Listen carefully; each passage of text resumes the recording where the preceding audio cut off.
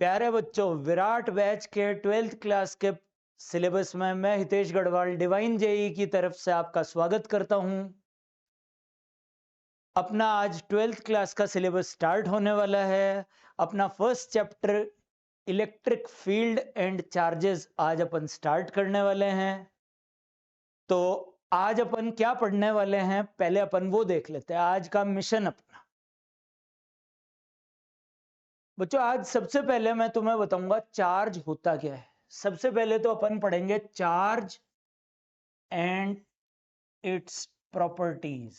Charge and its properties,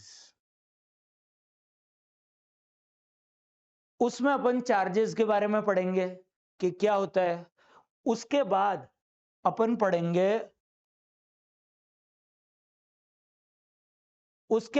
पढ़ेंगे Coulomb's law, जो बताएगा अपने को दो चार्जेस के बीच में लगने वाला फोर्स। तो सेकंड अपन पढ़ेंगे कूलम्ब्स लॉ और उसके इंपॉर्टेंट पॉइंट्स। उसके बाद अपन इस पे करेंगे क्वेश्चंस। प्रिंसिपल ऑफ सुपरपोजिशन पढ़ेंगे और इन पे करेंगे अपन क्वेश्चंस। तो ये आज मोटा मोटी अपन पढ़ने वाले हैं। तो चलिए स्टार्ट करते हैं अपन इलेक्ट्रिक चार्ज एंड फील्ड। सबसे पहले बच्चों अपन देखते हैं कि चार्ज होता क्या है। जैसे कोई भी मैटर है, कोई भी चीज है, वो किससे बनी हुई होती है? वो मॉलिक्यूल से बनी हुई होती है। मॉलिक्यूल बने हुए होते हैं एटम से। और एटम के अंदर क्या होते हैं? एटम के अंदर होते हैं इलेक्ट्रॉन्स, प्रोटॉन्स और न्यूट्रॉन्स। इलेक्ट्रॉन्स, प्रोटॉन्स, न्यूट्रॉन्स, ये होते हैं मैटर के अंदर। अब न्यूट्रॉन न्यूट्रल है, इलेक्ट्रॉन नेगेटिवली चार्ज्ड है, प्रोटॉन पॉजिटिवली चार्ज्ड है। तो कोई भी मैटर होगा उसमें एटम्स होंगे ही होंगे, एटम में इलेक्ट्रॉन प्रोटॉन तो होंगे ही होंगे।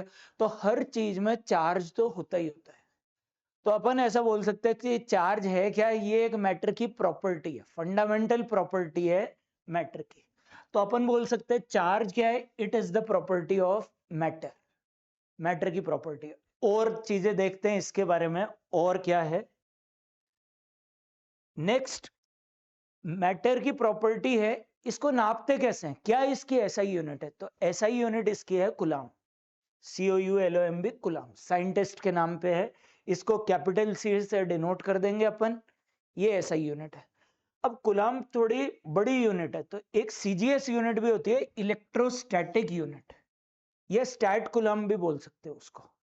तो 1 कूलम्ब होता है 3 × 10⁹ ESU, इलेक्ट्रोस्टैटिक यूनिट 3 × 10⁹ ESU। और आगे देखते हैं अपन चार्ज के बारे में।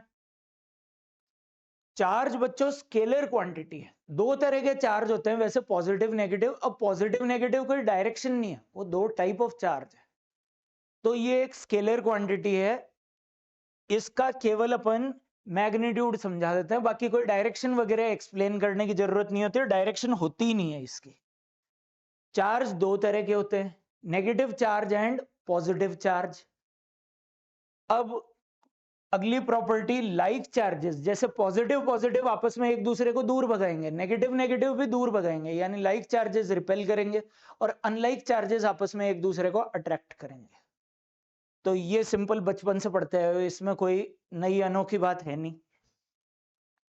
Unlike charges attract each other, जैसे प्लस वाले को माइनस वाला अट्रैक्ट करेगा। किसी भी आइसोलेटेड सिस्टम का या कहें पूरे यूनिवर्स का चार्ज कंजर्व्ड रहता है। आइसोलेटेड सिस्टम का भी कंजर्व्ड रहता है, पूरे यूनिवर्स का भी कंजर्व्ड रहता है। इसका क्या मतलब हुआ? जैसे कि कोई एक आइसोलेटेड सिस्टम है, इसका बाहर से कोई इंटरेक्शन नहीं है, इसमें दो बॉडीज है, एक मान लो 5 कूलम्ब की बॉडी है, एक मान लो -3 कूलम्ब चार्ज की बॉडी है। अब इनको टच किया, कनेक्ट किया, कुछ भी किया, नेट चार्ज जो रहना है इस सिस्टम के अंदर, वो नेट चार्ज रहेगा कितना? 5 - 3, यानी 2 कूलम्ब में रहना है। चाहे कुछ भी इंटरेक्शन कराओ इस सिस्टम के अंदर, नेट चार्ज कंजर्व्ड रहेगा।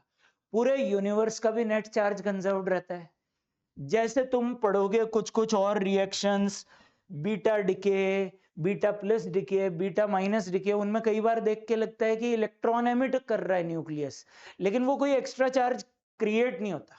जैसे मान लो बीटा माइनस डिके में क्या होता है, न्यूक्लियस के अंदर जो अनस्टेबल न्यूक्लियाई होते हैं उनके अंदर एक न्यूट्रॉन कन्वर्ट हो जाता है प्रोटॉन में, साथ के साथ वो एक इलेक्ट्रॉन एमिट करता है। अब ये जो एमिट करा हुआ इलेक्ट्रॉन है, इसकी प्रॉपर्टी वो जो बाहर घूमते हैं इलेक्ट्रॉन उनके जैसी होती है, लेकिन इसको बीटा पार्टिकल बोल देते हैं ये डिफरेंशिएट करने के लिए कि ये न्यूक्लियस ने एमिट किया है। तो ये electron along with anti neutrino कुछ पार्टिकल होता है। तो ये मैंने तुम्हें ये समझाने के लिए बताई है कि नेट चार्ज कंजर्व्ड है। देखो इधर लेफ्ट हैंड साइड में नेट चार्ज कितना है, 0। इधर प्रोटॉन का जितना प्लस उतना इलेक्ट्रॉन का माइनस, तो नेट चार्ज इधर भी 0 है। तो नेट चार्ज कैसे भी रिएक्शन हो उसमें कंजर्व्ड रहेगा। तो जो पहले बताया था आइसोलेटेड सिस्टम का चार्ज कंजर्व्ड, तो चाहे कोई सी भी रिएक्शन हो उसके अंदर वो चार्ज कंजर्व्ड रहेगा। उसके बाद ये बेसिक ये सब जानते ही हो, प्रोटॉन का चार्ज प्लस 1.6 इंटू 10⁻⁻19 कूलम और इलेक्ट्रॉन का चार्ज माइनस 1.6 इंटू 10⁻⁻19 कूलम। ये इलेक्ट्रॉन का चार्ज नेगेटिव, प्रोटॉन का पॉजिटिव। अब इसके बाद और इनके बेसिक देखें कि देखा जाए तो ये अप क्वार्क्स और डाउन क्वार्क्स, क्वार्क से बने हुए होते हैं प्रोटॉन और न्यूट्रॉन। बस ये क्वार्क स्टेबल नहीं होते हैं, सबसे छोटे स्टेबल पार्टिकल्स ये इलेक्ट्रॉन प्रोटॉन न्यूट्रॉन से होते हैं, क्वार्क्स होते हैं, लेकिन वो इंडिपेंडेंटली एग्जिस्ट नहीं करते हैं नेचर में। लेकिन अपन थोड़ा अगर समझना चाहें तो एक न्यूट्रॉन बना हुआ होता है 1 अप क्वार्क और 2 डाउन क्वार्क से। अप क्वार्क का चार्ज होता है 2/3 ऑफ ई, 2/3 ई, और डाउन क्वार्क का चार्ज -e/3। तो न्यूट्रॉन में देखा जाए तो एक अप क्वार्क 2 डाउन क्वार्क दोनों का मिला के नेट चार्ज 0 है। और प्रोटॉन में 2 अप क्वार्क 1 डाउन क्वार्क होता है, तो 2 अप क्वार्क का चार्ज, एक अप क्वार्क का था 2e/3, तो 2 अप क्वार्क का 2 × 2e/3 और डाउन क्वार्क का -e/3। तो एक प्रोटॉन का चार्ज हो गया टोटल मिला के +e। अब लेकिन क्वार्क स्टेबल नहीं है, वो इंडिपेंडेंटली एग्जिस्ट नहीं करते नेचर में। और अगली प्रॉपर्टी चार्ज की देखें कि charge is mass associative. It means charge can not exist without mass. Mass के बिना चार्ज एग्जिस्ट नहीं करता। जैसे कि चार्ज होता किसमें, इलेक्ट्रॉन प्रोटॉन इनमें होता है चार्ज। अब इनका कुछ ना कुछ मास तो होता ही है, भले ही इलेक्ट्रॉन बहुत हल्का है लेकिन कुछ ना कुछ मास तो है ही इलेक्ट्रॉन का। तो चार्ज क्या है, मास एसोसिएटिव होता है। बिना बिना मास के चार्ज एग्जिस्ट नहीं करता है।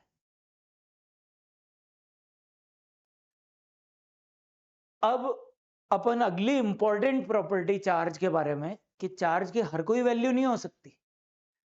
नेट चार्ज जो होता है सिस्टम का वो क्वांटाइज्ड होता है। क्वांटाइज्ड यानी वो integral multiple of charge of 1 electron होता है। यानी कि जैसे मैं बोलूं मेरी क्लास में बैठे हैं 100 बच्चे, 200 बच्चे, 500 बच्चे, 1000 बच्चे, तो भी आपको आश्चर्य नहीं होगा। लेकिन मैं ऐसा बोलूं मेरी क्लास में 2.5 बच्चे बैठे हैं, तो ये संभव नहीं है। यानी इंटीग्रल मल्टीपल होगा किसी भी चीज का चार्ज, किसका, चार्ज ऑफ 1 इलेक्ट्रॉन का इंटीग्रल मल्टीपल होगा।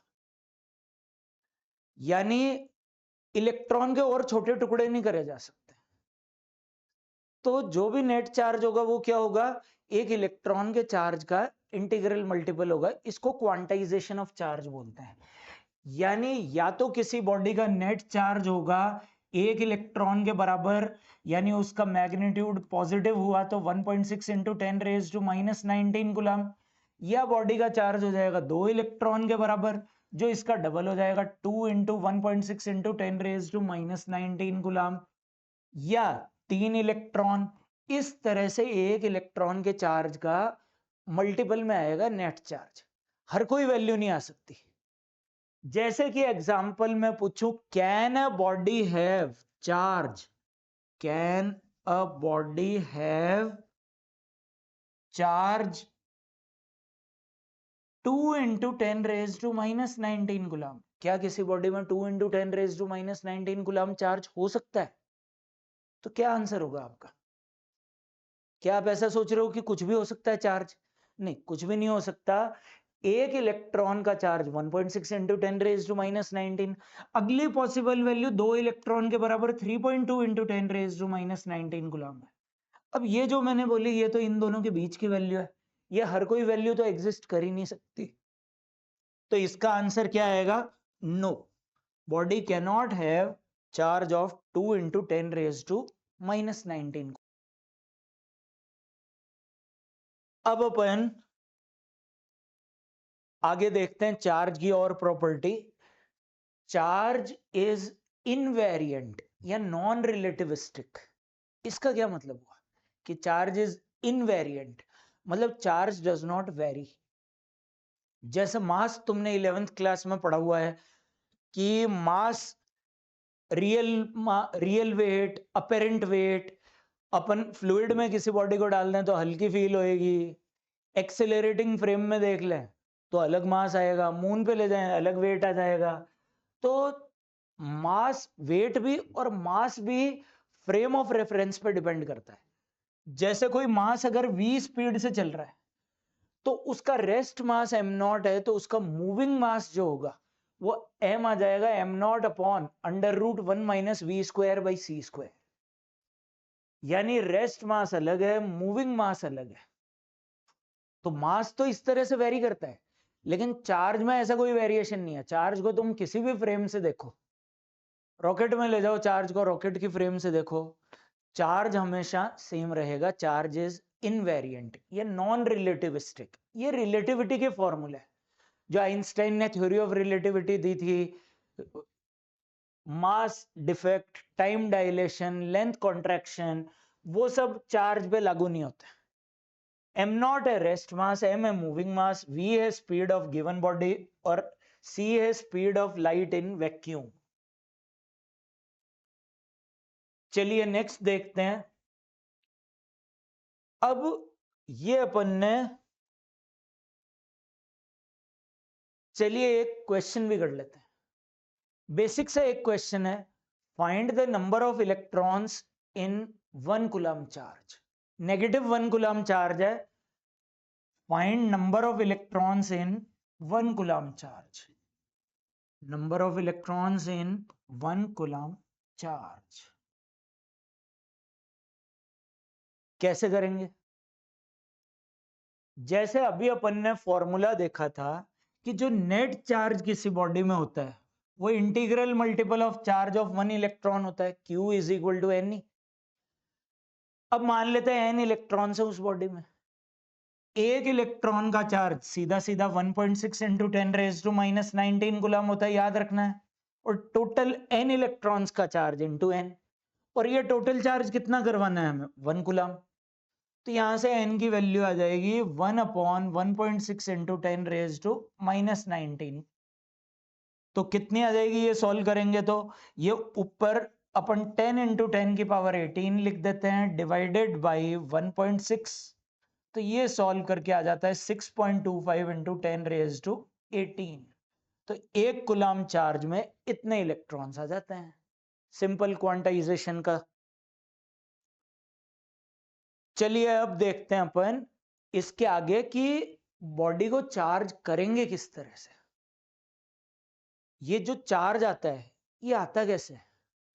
अब मैंने मान लो बोला कि कोई बॉडी है वो न्यूट्रल है, इसका मतलब ये नहीं है बॉडी न्यूट्रल है कि उसमें कुछ इलेक्ट्रॉन प्रोटॉन है ही नहीं। न्यूट्रल बॉडी है तो उसके अंदर इलेक्ट्रॉन्स भी है, प्रोटॉन्स भी हैं, लेकिन number of electrons equal to number of protons है। तो दोनों का नंबर बराबर है, तो जितना पॉजिटिव चार्ज उतना ही नेगेटिव चार्ज, तो नेट चार्ज 0 है, तो न्यूट्रल बोलते हैं। बाकी न्यूट्रल का मतलब ये नहीं है कि इलेक्ट्रॉन प्रोटॉन नहीं होते उसमें, दोनों होते हैं, लेकिन दोनों बराबर बराबर। अब चार्जिंग करते कैसे? चार्जिंग करने के लिए हमें या तो इलेक्ट्रॉन्स का नंबर एक्सेस करेंगे प्रोटॉन्स से। मान लो प्रोटॉन 10 है, इलेक्ट्रॉन 15 हो गए, तो 5 इलेक्ट्रॉन एक्स्ट्रा हो गए, तो नेट नेगेटिव चार्ज आ गया बॉडी में। या मान लो प्रोटॉन 10 है, इलेक्ट्रॉन 5 ही रह गए, तो 5 इलेक्ट्रॉन कम हो गए, तो 5 प्रोटॉन के बराबर पॉजिटिव चार्ज आ गया बॉडी में। अब दो बातें हो सकती है, या तो इलेक्ट्रॉन एक्स्ट्रा लिया है या बाहर निकालना है, या प्रोटॉन एक्स्ट्रा लिया है या बाहर निकालना है। अब प्रोटॉन का एडिशन और रिमूवल तो बहुत मुश्किल होता है, क्योंकि वो तो न्यूक्लियस के अंदर होते हैं। लेकिन इलेक्ट्रॉन को निकालना और इलेक्ट्रॉन ऐड करना वो आसान है रिलेटिवली। तो एक तरह से बॉडी की चार्जिंग होती है, वो कैसे होती है? वो होती है ट्रांसफर ऑफ इलेक्ट्रॉन्स की वजह से। इलेक्ट्रॉन ट्रांसफर होने की वजह से बॉडी की चार्जिंग होती है। अब जैसे चार्जिंग के अलग अलग मेथड्स हैं, कोई दो डिफरेंट टाइप की बॉडीज हैं। जैसे मान लो ये कोई दो डिफरेंट टाइप की बॉडीज है, इनको मैंने आपस में रब किया, तो अब इनकी अलग अलग प्रॉपर्टी है। मान लो इस बॉडी की प्रॉपर्टी है कि ये इलेक्ट्रॉन को लूज करने की टेंडेंसी रखता है, और इस बॉडी की प्रॉपर्टी है कि ये इलेक्ट्रॉन को खींचने की टेंडेंसी रखता है। तो जैसे ही अपन रबिंग करेंगे दोनों की, तो फ्रिक्शन की वजह से हीट प्रोड्यूस होगी, इसके इलेक्ट्रॉन को एनर्जी मिलेगी। तो ये इलेक्ट्रॉन छोड़ने की टेंडेंसी रख रहा है, ये एक्सेप्ट करने की टेंडेंसी रख रहा है, तो इसमें से इसमें इलेक्ट्रॉन चले जाएंगे। तो चले गए तो क्या हुआ? इसमें लैक ऑफ इलेक्ट्रॉन्स हो गए, ये पॉजिटिवली चार्ज हो गया। इसमें एक्सेस ऑफ इलेक्ट्रॉन्स हो गए, ये नेगेटिवली चार्ज हो गया। तो दोनों बॉडीज चार्ज हो गई। जिसमें से इलेक्ट्रॉन चले गए वो पॉजिटिवली चार्ज हो गई, और जिसमें इलेक्ट्रॉन चले गए वो नेगेटिवली चार्ज हो गई। लेकिन दोनों सिमिलर टाइप की बॉडीज को अगर मैं रब करूं, जैसे दोनों हाथ रब कर रहा हूं, तो चार्ज नहीं होते। क्यों नहीं होते? दोनों सेम टाइप की बॉडीज हैं यार, इसकी भी प्रॉपर्टी उतनी है इलेक्ट्रॉन छोड़ने की जितनी इसकी है। तो दोनों की एक जैसी प्रॉपर्टी है। तो एक जैसी प्रॉपर्टी है, तो कौन छोड़ेगा कौन एक्सेप्ट करेगा? तो कोई नहीं कर पाता, तो चार्ज नहीं होती। तो डिफरेंट टाइप की बॉडीज को चार्ज करने के लिए होता है ये चार्जिंग बाय रबिंग या चार्जिंग बाय फ्रिक्शन। देखते हैं इसके बारे में कि when two bodies of different types are rubbed against each other, then electrons are transferred from one body to another. In this method both bodies get opposite type of charges. जिससे electron चले गए वो positive charge हो गई, जिसमें चले गए वो नेगेटिव चार्ज हो गई। अब एग्जाम्पल, ग्लास रॉड को जब सिल्क से रब करते हैं तो ग्लास रॉड पे पॉजिटिव चार्ज आ जाता है, सिल्क पे नेगेटिव चार्ज आ जाता है।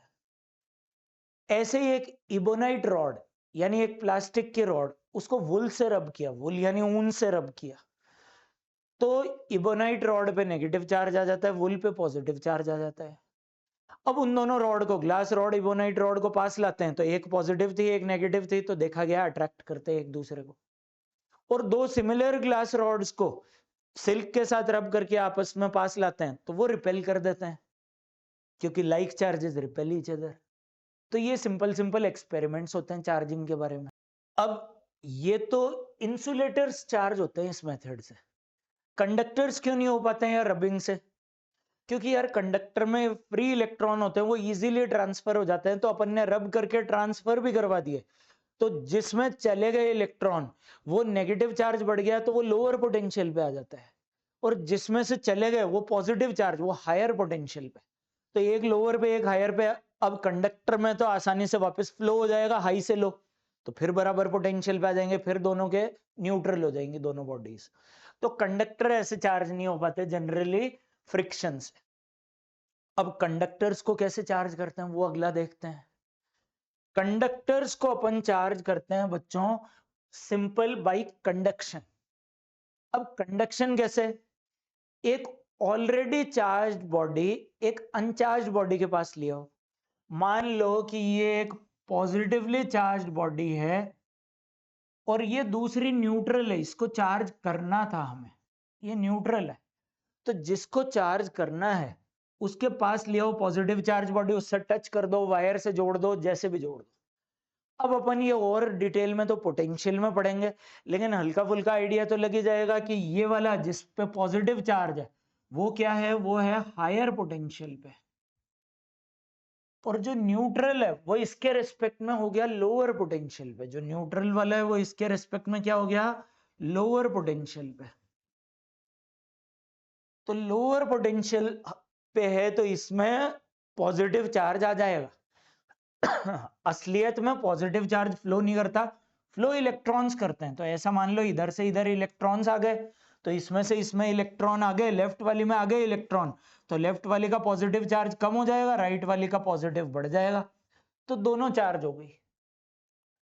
तो इस मेथड में क्या होता है कि जिस बॉडी को चार्ज करना है जो न्यूट्रल है, उसको मान लो पॉजिटिव के पास लाए और कनेक्ट कर दिया तो उसमें भी पॉजिटिव आ जाएगा, यानी जैसे वो ऑलरेडी चार्ज बॉडी है उस टाइप का चार्ज आ जाएगा इस बॉडी में। यानी अपन पढ़ सकते हैं body to be charge is connected with already charge body और both the bodies get same type of charge. तो कंडक्टर्स में सेम टाइप ऑफ चार्ज लाना है तो ये मेथड हो गया अपना कंडक्शन का, सीधा टच कर दिया दोनों बॉडीज को, चार्ज हो जाएंगे। अगला, अगर मान लो तुम बोलो हमारे पास पॉजिटिव चार्ज बॉडी है और हमें दूसरे को नेगेटिव चार्ज करना है, तो कैसे करेंगे? अभी इससे पहले पढ़ा उसमें तो सेम टाइप ऑफ चार्ज आ रहा था कंडक्शन में। अब क्या करेंगे, अब चार्ज करेंगे अपन इंडक्शन से। इसमें अपन सीधा टच नहीं करेंगे, टच करेंगे तो एक जैसा ही चार्ज आ जाएगा। अपन क्या करेंगे, जैसे अपने को मान लो इस बॉडी को पॉजिटिवली चार्ज करना है, इस स्फीयर को क्या करना, पॉजिटिव चार्ज करना है, तो मैं इसके पास लेके आऊंगा एक नेगेटिवली चार्ज बॉडी। तो अब ये कंडक्टर है, कंडक्टर में होते हैं याद रखना बहुत सारे फ्री इलेक्ट्रॉन्स। तो फ्री इलेक्ट्रॉन जिनका आसानी से मूवमेंट चलता रहता है बॉडी के अंदर, तो अब क्या होगा, ये नेगेटिव चार्ज इसके अंदर के फ्री इलेक्ट्रॉन को रिपेल करेगा, क्योंकि नेगेटिव नेगेटिव को रिपेल करेगा तो इसके इलेक्ट्रॉन को उधर भगा देगा और इसके पॉजिटिव चार्ज को अपनी तरफ खींच लेगा। तो एक तरफ नेगेटिव हो गया, एक तरफ पॉजिटिव हो गया। अभी भी ये ओवरऑल तो न्यूट्रल ही है बॉडी, लेकिन अब अपन क्या चालाकी करेंगे, अब अपन इसको अर्थ से कनेक्ट कर देंगे। ये वाला जो चार्ज है पॉजिटिव, ये तो इस नेगेटिव ने खींच के रखा हुआ है अपनी तरफ, तो ये चार्ज तो हो गया बच्चों बाउंड चार्ज। अब बाउंड चार्ज का तो अपन कुछ नहीं बिगाड़ पाएंगे, अपन ये जो नेगेटिव पोर्शन है, नेगेटिवली चार्ज पार्ट है, इसको अपन क्या करेंगे, अर्थ से कनेक्ट कर देते हैं। तो अर्थ तो बहुत लार्ज है, उसमें तो छोटा मोटा चार्ज चला जाए तो उस पर कोई फर्क नहीं पड़ता, तो अर्थ को अपन मानते हैं जीरो पोटेंशियल पे। क्या मानते हैं, जीरो पोटेंशियल पे। तो ये इलेक्ट्रॉन इसके अर्थ में चले जाएंगे कब तक, जब तक यहां का पोटेंशियल जीरो नहीं हो जाता। तो अब आगे क्या हुआ देखो, ये बॉडी अपन ने पास में रखी हुई थी नेगेटिव चार्ज बॉडी, इसने इधर पॉजिटिव चार्ज को खींच लिया और जो नेगेटिव चार्ज था उधर वो चला गया अर्थ में।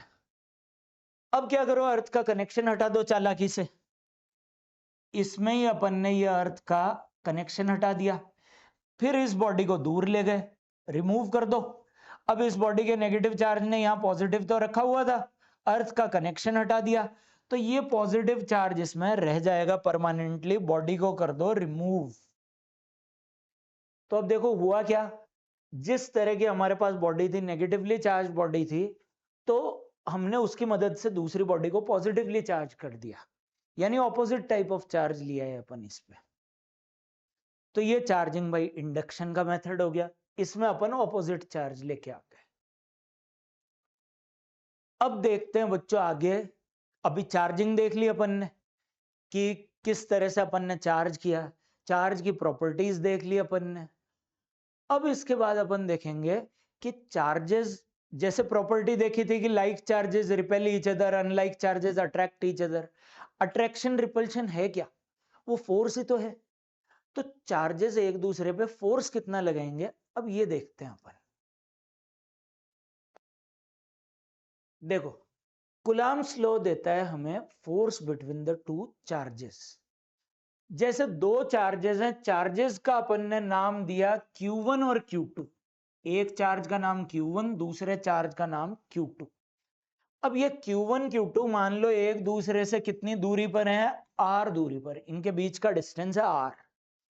तो जो ये आपस में एक दूसरे पे फोर्स लगाएंगे, जैसे भी हैं लाइक अनलाइक जो भी हैं, फोर्स का मैग्नीट्यूड जो लगाएंगे ये एक दूसरे पे, वो किसके प्रोपोर्शनल होता है बच्चों, एक दूसरे पे जो फोर्स लगाते हैं वो प्रोपोर्शनल होता है प्रोडक्ट ऑफ चार्जेस के।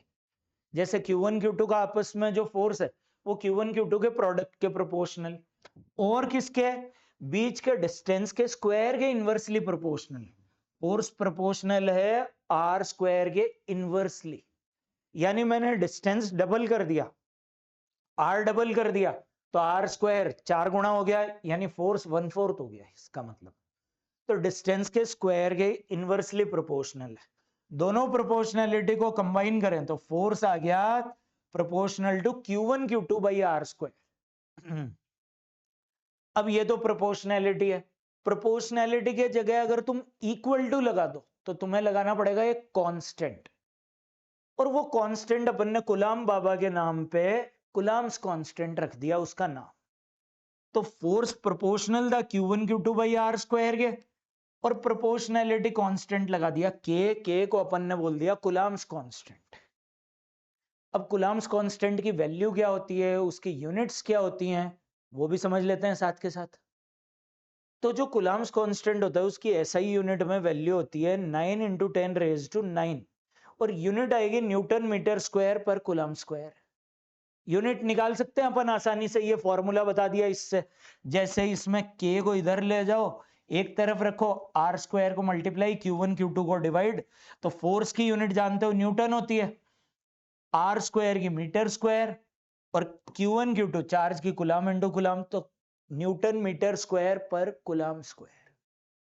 ये हो जाएगी इसकी यूनिट के की, कुलाम्स कांस्टेंट की। अब क्या होता है, ज्यादातर जो आगे अपन फॉर्मूले पढ़ने वाले हैं उसमें ये कुलाम्स कांस्टेंट की जगह एक दूसरा कांस्टेंट आता है एप्सिलॉन नॉट।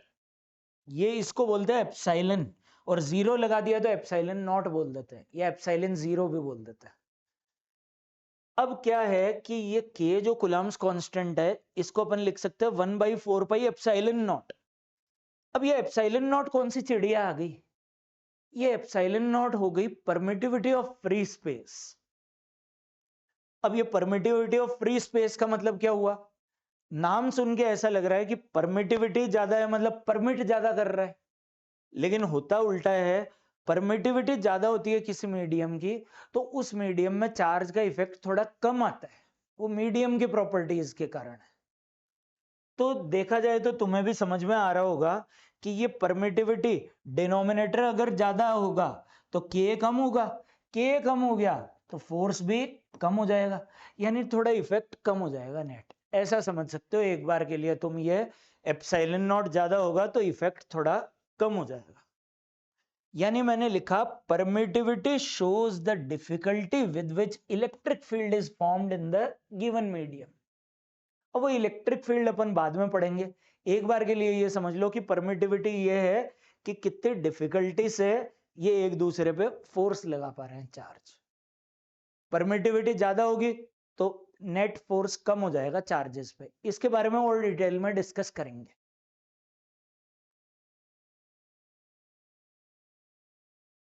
अब बच्चों ये परमिटिविटी फ्री स्पेस की देखी थी अभी, फ्री स्पेस यानी वैक्यूम की परमिटिविटी, वैक्यूम या एयर की परमिटिविटी। मान लो कोई और मीडियम हुआ तो सपोज Q1 Q2 जो चार्जेस थे वो एक दूसरे पे फ्री स्पेस में कितना फोर्स लगा रहे थे, वो पढ़ा था ये 1/4 pi epsilon naught Q1 Q2 by r square.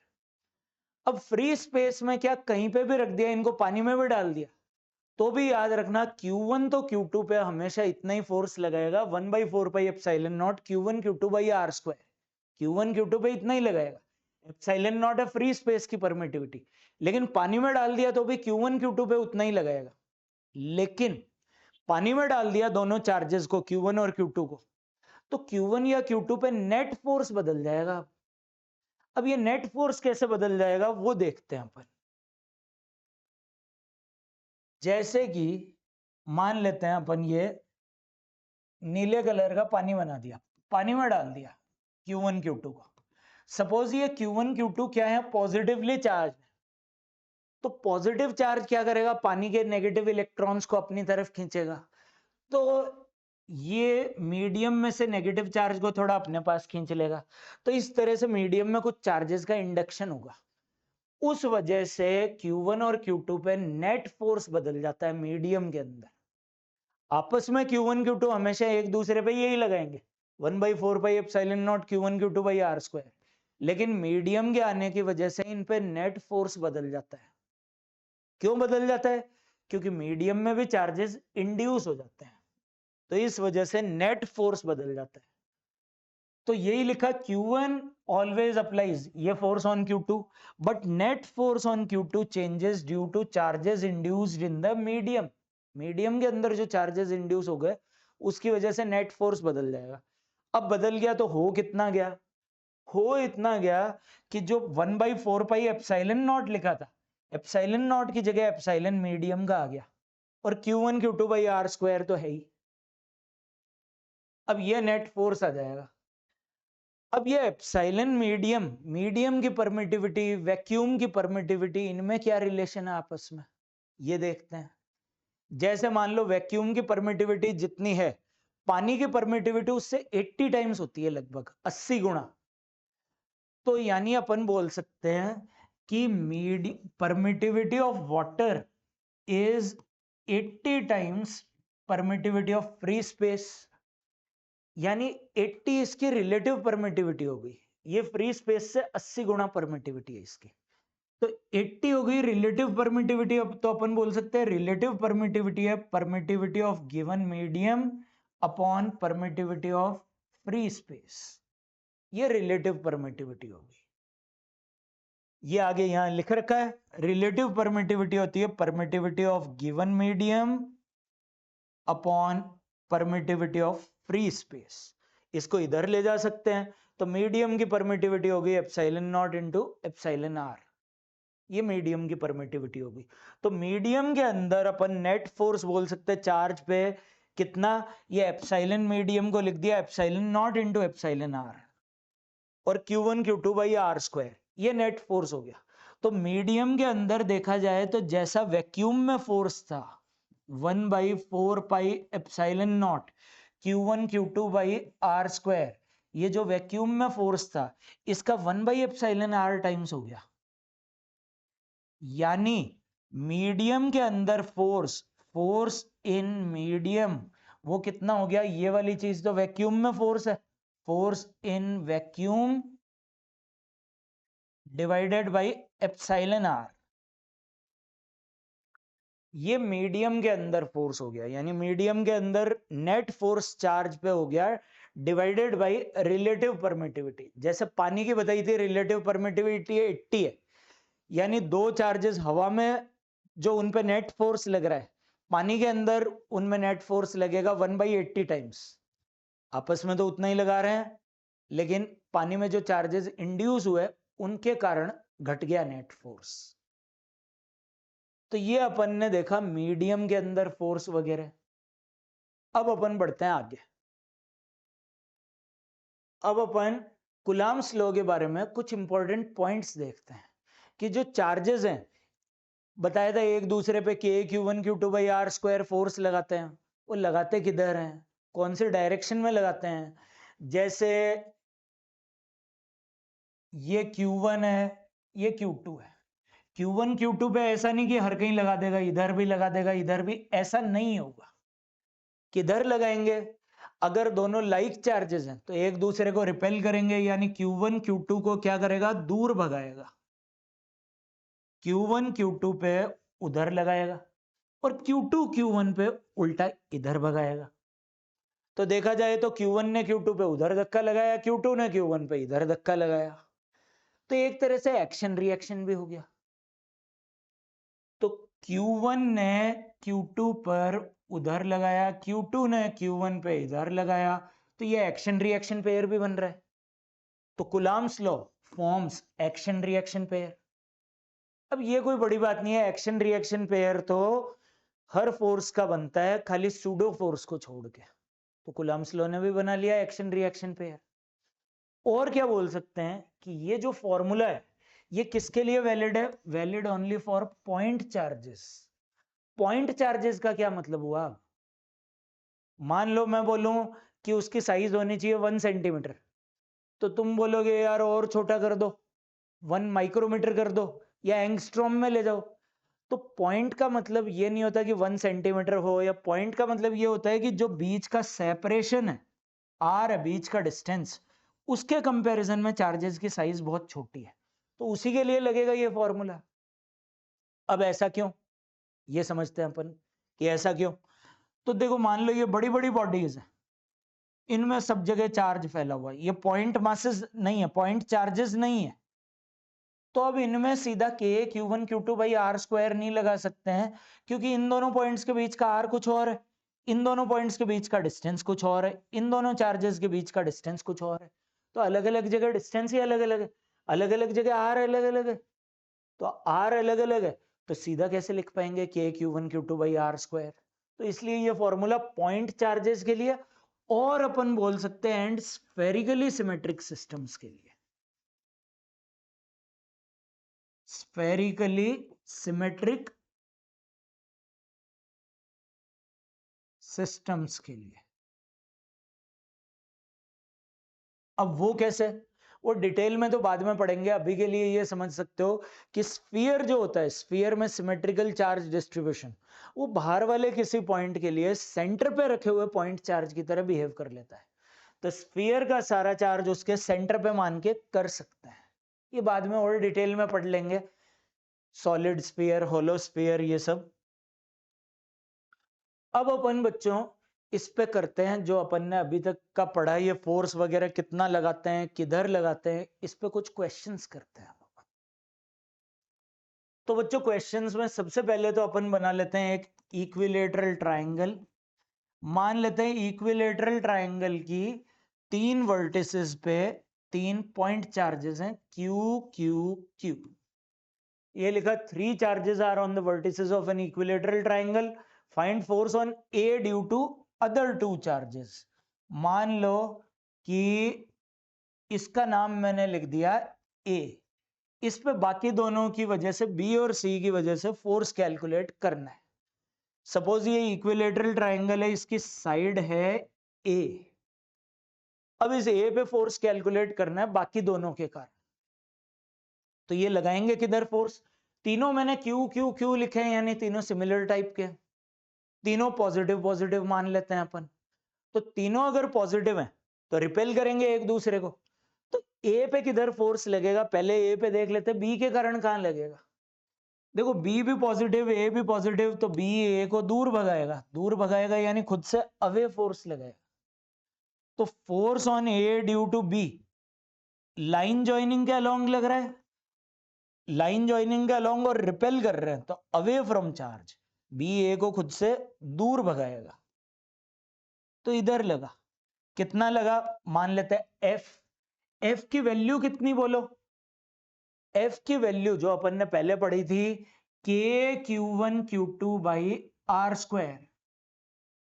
तो के है ही, Q1 Q2 दोनों चार्जेस Q Q हैं, और बीच का सेपरेशन A है। तो ये फोर्स लगाया, इसको थोड़ा और ढंग से लिखे तो के Q square by A square, ये B ने A पे लगा दिया।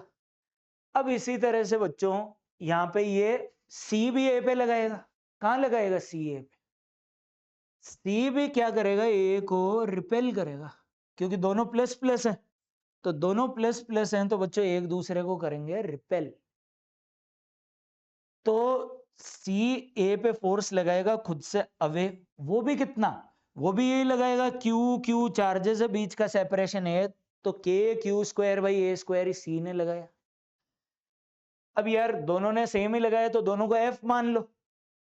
अब नेट क्या होगा, अब बहुत सारे बच्चे 2f कर देते हैं कि नेट होगा f और f 2f, 2kq square by a square answer दे देते हैं, लेकिन ऐसा नहीं है।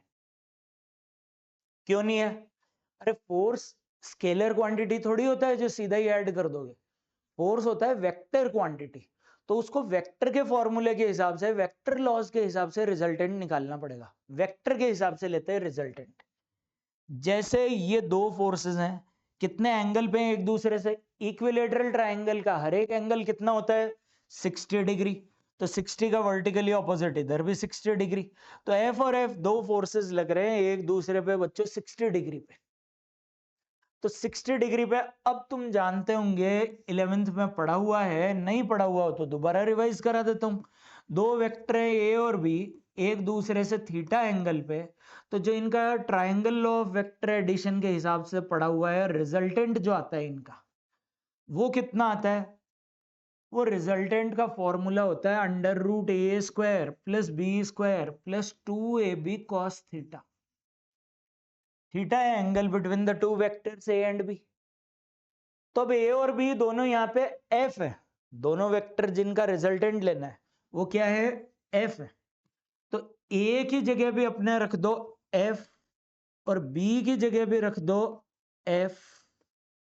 तो क्या आ गया, ए की जगह भी एफ रखा, बी की जगह भी एफ रख दिया, तो यहां पे ए बी की जगह एफ एफ और बीच का एंगल 60। cos 60 होता है बच्चों 1/2, 2 से 1/2 कट गया, एफ स्क्वायर करके 3f² आ गया। तो नेट फोर्स आ जाएगा सॉल्व करके √3f। एफ की वैल्यू पुट कर देंगे KQ²/R²। तो नेट फोर्स आ गया बच्चों √3 टाइम्स KQ²/A²। ये नेट फोर्स आ गया। आसान, वेक्टर की तरह रिजल्टेंट लेना है बस। अब इसमें क्या है, समझने वाली बात क्या है इसमें, कि ये वेक्टर की तरह ऐड होंगे, सीधे स्केलर की तरह ऐड नहीं होंगे। और दूसरी बात, इनकी डायरेक्शन किधर है नेट फोर्स की। जैसे ये parallelogram law of vector addition से देखते हैं, अपन ने 11th में पढ़ा हुआ है कि जैसे दो साइड्स दो वेक्टर को रिप्रेजेंट कर रही है पैरेललोग्राम की, तो उनका रिजल्टेंट क्या आएगा, उनका रिजल्टेंट आएगा पैरेललोग्राम का डायगोनल। तो ये दोनों एफ एफ बराबर बराबर है, इस एफ के पैरेलल यहां से एक लाइन खींच लो, इस एफ के पैरेलल इस नीचे वाले से एक लाइन खींच दो, तो बन गया पैरेललोग्राम। तो पैरेललोग्राम के डायगोनल के अलोंग आएगा रिजल्टेंट। तो नेट फोर्स आएगा किधर, इस चार्ज पे। नेट फोर्स आएगा इन दोनों के बीच में 30-30 डिग्री। अब तुम सोच रहे होंगे बीच में कैसे, हमें क्या पता 30-30 डिग्री पे ही है। अरे दो बराबर बराबर वेक्टर है एफ और एफ, तो बराबर बराबर वेक्टर है तो रिजल्टेंट भी बीच में ही आएगा, दोनों से सिमेट्री पे। तो टोटल 60 डिग्री है तो सिमेट्री होगी दोनों से 30-30 डिग्री। तो इधर आ जाएगा नेट फोर्स। ऐसे ही हर एक पे पूछा जाए बी पे किधर लग रहा है, तो अब तो आसानी से बता दोगे बी को सी इधर रिपेल कर रहा है, ए इधर रिपेल कर रहा है, तो बी पे इधर लगेगा। सी पे कहां लगेगा, सी को ए इधर धक्का लगा रहा है, बी इधर धक्का लगा रहा है, ऐसे। तो अगर सिस्टम को रिलीज कर दिया जाए तो सब दूर भाग जाएंगे एक दूसरे से। इस तरह के भी अपन क्वेश्चन करेंगे कि भाई दूर भाग गए तो कितनी वेलोसिटी आ जाएगी, कहां पे, वो सब अपन बाद में एनर्जी वगैरह पढ़ के करेंगे। अब इसी में आगे देखते हैं कि ये ट्रायंगल था अपना, इसके तीनों वर्टिसेस पे 3 चार्ज थे, अभी अपन ने रखे। अब तुम सोचोगे वो तो आपने प्लस प्लस रखे, मान लो एक माइनस होता तो क्या होता। ट्रायंगल की साइड है सपोज ए। अब मैंने क्या किया कि इस ए पे नेट फोर्स कैलकुलेट करना है बी और सी के कारण, और बी इस बार नेगेटिव रख दिया, तो अब ए पे नेट फोर्स कैलकुलेट करना है। करो जरा, आप लोग ट्राई करो पहले, तो वीडियो पॉज करके आप ट्राई कर सकते हैं। अब देखिए किस तरह से अपन कैलकुलेट करेंगे ए पर नेट फोर्स। ए को बताओ बी क्या करेगा, ए पॉजिटिव बी नेगेटिव, तो अनलाइक चार्जेस है, अनलाइक चार्जेस अट्रैक्ट करेंगे। तो बी पे बी जो है वो ए को अपनी तरफ खींचेगा, खींचेगा तो इधर फोर्स लगाएगा अपनी तरफ। कितना लगाएगा, मान लेते हैं एफ, एफ की वैल्यू वही पहले वाले KQ/A²। और ए पे सी किधर लगाएगा फोर्स, सी पॉजिटिव, ए भी पॉजिटिव, पॉजिटिव वाला पॉजिटिव वाले को दूर भगाएगा इधर, ये भी एफ ही आ जाएगा क्योंकि KQ/A² ही ये फोर्स है, यानी दोनों फोर्सेस का मैग्नीट्यूड तो सेम ही है, KQ²/A²। अब ये दोनों का रिजल्टेंट क्या आएगा बच्चों, इक्विलेटरल ट्राइंगल है, 60 डिग्री तीनों एंगल होते हैं, तो ये भी 60। अब ये स्ट्रेट लाइन पूरी 180 डिग्री होती है, 180 में 60 अंदर वाला, तो बाहर वाला कितना, बाहर वाला आ जाएगा 120 डिग्री। 180 में से 60 तो अंदर वाला है, तो बाहर वाला कितना हो गया, बाहर वाला हो गया 120 डिग्री। तो दो बराबर बराबर वेक्टर 120 डिग्री पे होते हैं तो रिजल्टेंट उतना ही आता है। जैसे एफ और एफ 120 डिग्री पे है तो रिजल्टेंट का वही formula √a² plus b² plus 2ab cos theta. तो √a को भी f रखो, b को भी f रखो, 2ab cos 120 cos 120 होता है -1/2। तो नेट रिजल्टेंट जो एफ नेट आया वो एफ ही आ जाएगा यहां से, यानी रिजल्टेंट कितना आ गया बच्चों, KQ²/a², ये नेट आ गया। आई बात समझ में? अब इसके डायरेक्शन बताओ, डायरेक्शन किधर, ये नेट फोर्स कहां? जैसे कि पिछले में बताया था, दो बराबर बराबर वेक्टर एक दूसरे से किसी एंगल पे तो रिजल्टेंट उनके बीच में आ जाता है, यानी एफ नेट इधर आएगा बीच में, यानी कहां पे, ऊपर से भी 60 डिग्री नीचे से भी 60 डिग्री, टोटल 120 था तो बराबर बराबर 60 डिग्री दोनों तरफ से।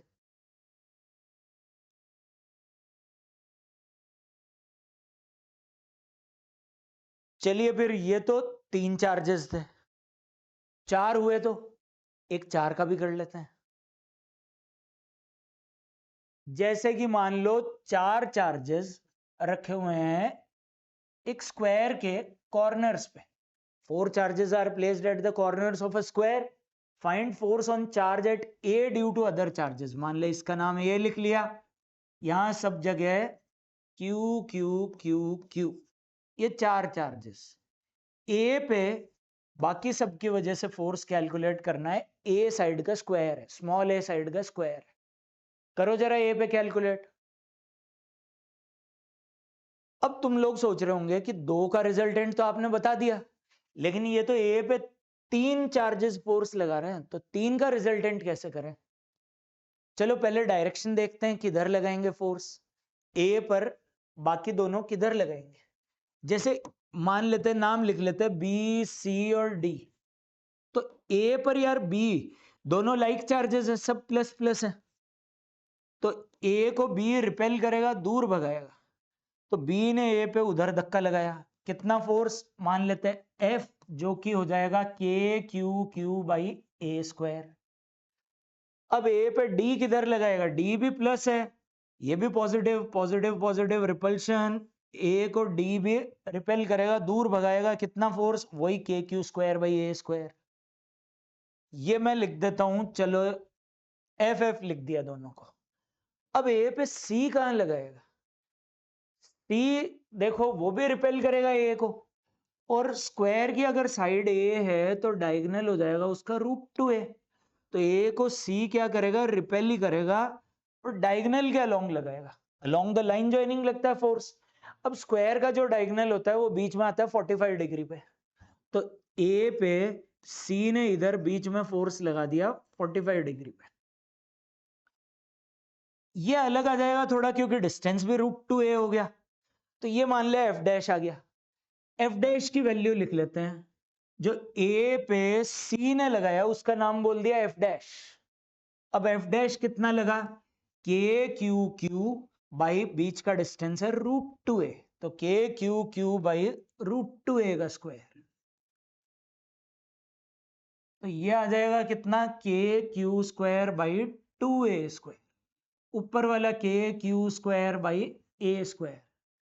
अब यार 3 का रिजल्टेंट करना है, 3 का कैसे करें, अपन ने तो 2 का ही पढ़ा हुआ है, तो 3 का एक साथ नहीं करना, अपने को कुछ ऐसा दिमाग लगाना है कि पहले किन्हीं 2 का रिजल्टेंट कर लें, उस रिजल्टेंट के साथ तीसरे का रिजल्टेंट कर लेते हैं। तो हर किसी का पहले रिजल्टेंट कर लोगे तो तकलीफ हो जाएगी, दिमाग लगा के करना है। अब दिमाग क्या लगाना है, सिंपल सा दिमाग लगाना है कि यार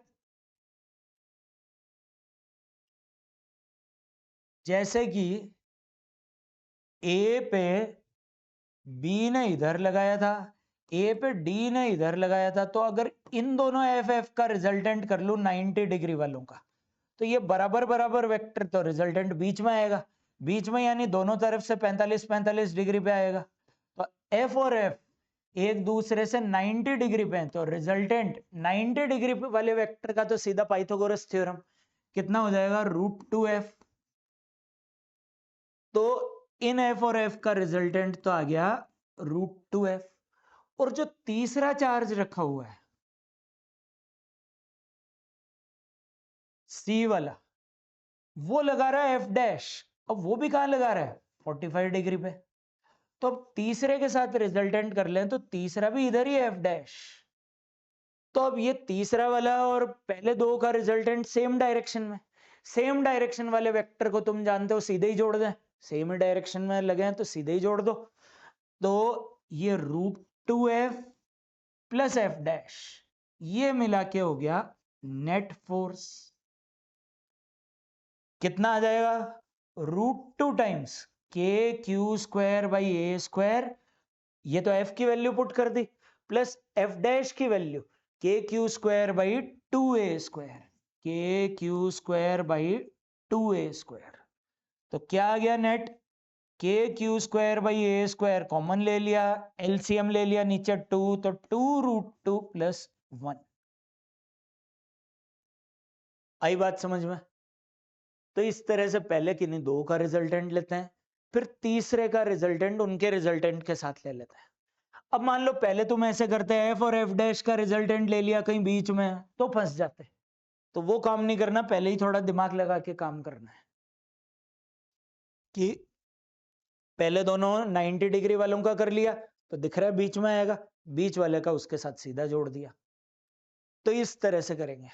अब चलो एक नेगेटिव चार्ज रख लेते हैं इन्हीं में। मान लेते हैं नेक्स्ट क्वेश्चन है, ये 4 charges he placed at the corners of a square, और ये Q Q Q, और एक को रख देते हैं -Q। अब A पे बाकी तीनों की वजह से कैलकुलेट करते हैं। सपोज ये B है, ये C है, और इधर D लिख लेते हैं, इस पे -Q है नेट। तो अब A पे निकालना बाकी सबकी वजह से। करो जैसे ये पहले वाला किया था उसी तरह से ये अटेम्प्ट करो, वीडियो पॉज करो और अपनी कॉपी में अटेम्प्ट करो, साथ साथ नोट्स बनाते रहना है। वो बैठे रहोगे नींद आ जाएगी, साथ साथ सॉल्व करते रहना है खुद से। तो देखो चलो कैसे करते हैं। ये ए पे डी ने किधर लगाया? अब डी देखो नेगेटिव है, ए पॉजिटिव है, तो नेगेटिव वाला पॉजिटिव को खींचेगा अपनी तरफ। कितने फोर्स से खींचेगा? मान लेते स्क्वायर की साइड है ए, वही जो अभी तक चलती आ रही है, तो डी जो है वो ए से वही ए दूरी पर है, तो कितना फोर्स लगाएगा? kq/a², वही पुराना फोर्स, लेकिन डायरेक्शन अब ऊपर हो गई। अब ए पे बी किधर फोर्स लगाएगा? वो इसको रिपेल करेगा। क्यों करेगा रिपेल? क्योंकि दोनों प्लस प्लस है, तो रिपेल करेगा, वो भी वही एफ फोर्स लगाएगा, वही ए डिस्टेंस पे। अब तीसरा वाला जो डायगोनल है सी, ये भी इसको रिपेल करेगा, ये मान लो लगाएगा एफ डैश, वही डायगोनल जो पहले पढ़ा था √2a डिस्टेंस पे था। तो एफ डैश की वैल्यू यहां से बोल सकते हैं अपन kq/√2a², ये अपना एफ डैश हो गया।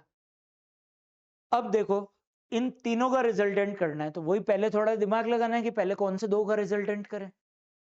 तो जो दो सीधा दिख रहे हैं, जो दो 90 डिग्री पे, उन दोनों एफ एफ का रिजल्टेंट किया तो इधर इनके बीच में आ जाएगा। कितना? 90 डिग्री वाले दो वेक्टर का पहले भी देखा था, स्क्वायर करके ऐड करके रूट कर दो, तो सीधा √2f हो गया। और तीसरा एफ डैश है, वो वैसे डायगोनल के अलोंग है, तो वो वैसे ही 45 डिग्री पे है, और इन दोनों एफ एफ का भी बराबर बराबर वेक्टर, तो बराबर बराबर एंगल पे है, तो 45 डिग्री उधर।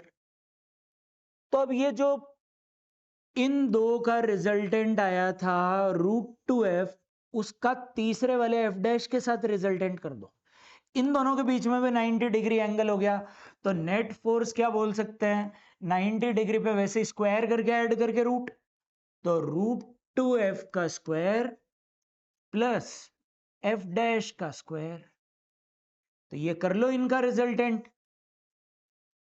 f की वैल्यू kq²/a², तो √2 kq²/a², इसका स्क्वायर करो, प्लस एफ डैश का स्क्वायर, एफ डैश था kq²/2a², kq²/2a², 2a², इसका स्क्वायर करो, KQ²/a² तो कॉमन है ही, स्क्वायर हो रहा है, रूट हो रहा है, बाहर आके ये KQ²/a² हो गया, √2 का स्क्वायर 2, 1/2 का स्क्वायर 1/4, तो यहां से ये रूट के अंदर चल रही है ये चीज, ये हो जाएगा 9/4, बाहर आके 3/2, KQ²/a²। तो बच्चों अभी आज की क्लास में हमने क्या पढ़ा? आज की क्लास में सबसे पहले हमने देखे चार्जेस क्या होते हैं, चार्जेस की प्रॉपर्टीज क्या होती हैं, like charges, unlike charges, attract each other, वो सब देखे। फिर उसके बाद अपन ने कुलाम्स लॉ देखा, कुलाम्स लॉ फोर्स कितना लगाते हैं दो चार्जेस एक दूसरे पे, इस पे कुछ क्वेश्चंस किए। नेक्स्ट क्लास में मैं करवाने वाला हूं इस पे और ढेर सारे क्वेश्चंस कुलाम्स लॉ पे, खूब सारे पेंटागन रख देंगे, हेक्सागन रख देंगे, सेंटर पे चार्ज रख देंगे, उस पे कितना फोर्स, और इधर उधर लाइन में चार्जेस रख देंगे, क्या फोर्स है। तो कुलाम्स लॉ पे अपन करने वाले हैं नेक्स्ट क्लास में ढेर सारे क्वेश्चंस। फिर कुलाम्स लॉ को वेक्टर फॉर्म में देखेंगे, तो ये गाड़ी आगे बढ़ाएंगे नेक्स्ट क्लास में। अभी तुम बेसिक क्वेश्चन से एक बार अटेम्प्ट कर सकते हो कुलाम्स लॉ पे, बाकी नेक्स्ट क्लास के बाद और अच्छे से अटेम्प्ट कर पाओगे कुलाम्स लॉ पे। तो नेक्स्ट क्लास में तभी अच्छे से कनेक्ट कर पाओगे जब आज के नोट्स रिवाइज करोगे। तो अभी आज के नोट्स रिवाइज करना मेन काम आज का यही है, नोट्स रिवाइज करना अगली क्लास से पहले। चलिए मिलते हैं कल नेक्स्ट क्लास के लिए। Thank you students.